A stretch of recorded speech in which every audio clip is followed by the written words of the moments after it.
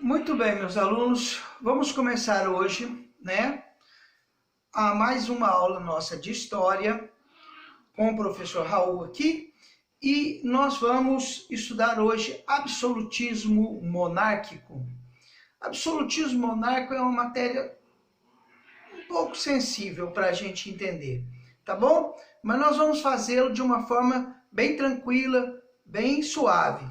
Vamos começar fazendo o nosso mapinha mental, tá bom? Não se preocupa com a bagunça que está aqui no quadro. No final do vídeo tem sempre, ou às vezes até durante o vídeo, tem esse mapinha bem feitinho para você, tá bom? Aí você dá uma pausazinha, copia e continua, tá bom? Vamos começar aqui escrevendo absolutismo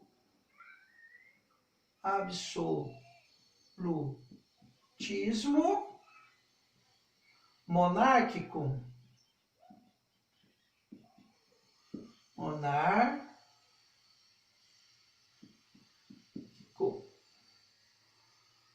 Vamos desenhar aqui uma coroa, para a gente lembrar, que o absolutismo, ele é uma coroa, certo? Uma coroa. Um absolutismo monárquico. Tá bom? Vamos lá? Absolutismo monárquico. Deixa eu pegar minha fichinha aqui para eu não me perder para onde eu vou e aonde eu chego. Vamos começar aqui pelo processo de formação. Como se formou formação? Vamos colocar aqui, ó, formação. Como aconteceu esse absolutismo monárquico? Como isso ocorreu? Isso ocorreu graças ao Renascimento, vamos colocar aqui, ó, o Renascimento comercial.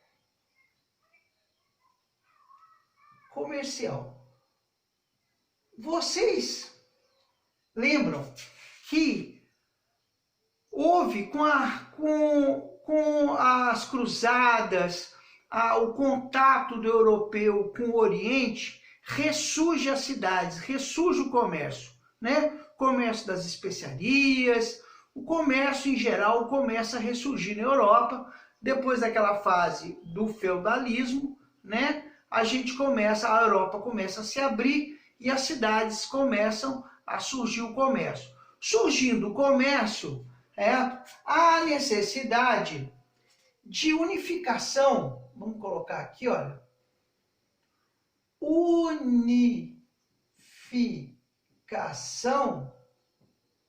Unificação de pesos, medidas e moedas. Isso está ligado ao Renascimento comercial. Porque se você vai fazer comércio, não dá para um lugar o peso valer um tanto, ser uma moeda, cada lugar ser uma coisa diferente. Não dá. Então as coisas tinham que ter o mesmo peso, a mesma moeda, a mesma medida, Porque tinha lugar que o metro era um braço, para o outro era o braço do rei. Sabe, o rei tinha o braço grande, a medida era grande. O rei tinha o braço pequeno, a medida era pequena. Certo? O pé, sabe? Até hoje, em alguns lugares, tem medida em pés. O pé do rei era o tamanho do pé do rei. Quer dizer, era muito complicado. Então, teve que unificar peso, medidas e moedas. E para isso acontecer, você precisava de um rei. Certo? Você precisava de um poder centralizado. Você precisava de um poder centralizado. Se você não tivesse um poder centralizado, não dava para você especificar pesos, medidas e moedas. Então, o poder centralizado, que vem a ser o absolutismo, o poder centralizado, é que vai gerar, vai ser uma das causas da formação do poder absoluto, né? Porque o absolutismo é o poder absoluto. E o Renascimento, o poder absoluto, vamos colocar aqui, ó. O poder, vamos tirar daqui, ó. Poder centralizado, ele é o poder absoluto.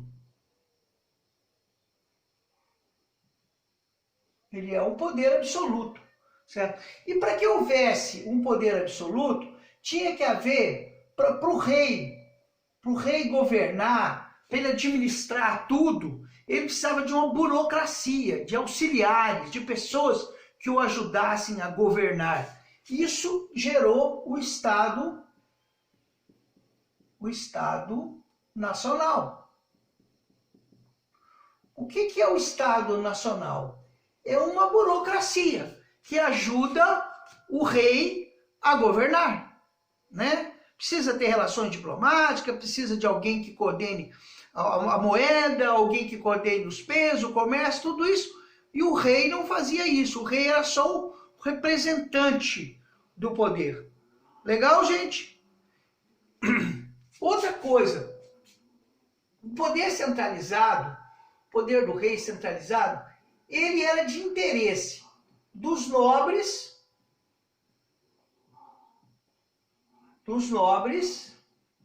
e dos burgueses. Os nobres, porque os nobres queriam que alguém representasse o poder deles sobre as terras. Porque os nobres eram fazendeiros, né? E os burgueses? Por que os burgueses queriam um rei? Exatamente porque o burguês precisava dos pesos, medidas e moedas para poder negociar. Então, a formação do absolutismo monárquico, ela acontece graças ao renascimento comercial. O renascimento comercial vai dar o apoio burguês ao rei, certo? E o nobre, da sua parte, para poder se defender, também apoia um poder centralizado. Já que um poder, se os poderes ficassem divididos, o nobre dividido ele enfraquecia. Juntos, com o controle do rei, eles fortaleciam. Então, atendeu às necessidades dos nobres e dos burgueses. O povo, você me pergunta, e o povo? O povo, nada, né? O povo sempre levando na cabeça, tem essa. Interesse dos nobres e dos burgueses. Vai haver, gente, vou colocar aqui, olha, principais teóricos. Principais teóricos. Gente, na história, para as coisas acontecerem, é preciso ter alguém que pense as coisas, certo? Você precisa ter uma justificativa intelectual para as coisas. Se você não tiver uma justificativa intelectual, as coisas não acontecem. Platão já falava nisso, que as coisas primeiro acontecem no mundo das ideias, para depois acontecer no mundo da prática, certo? De um certo modo, na história é mais ou menos isso, embora eu não vou dizer que Platão esteja correto hoje. Mas ele não deixa de ter uma certa razão de que primeiro você precisa ter a ideia do que você vai fazer, para depois você fazer na prática. Aqui nós vamos ter os teóricos que justificaram o absolutismo, certo? O primeiro deles é Maquiavel.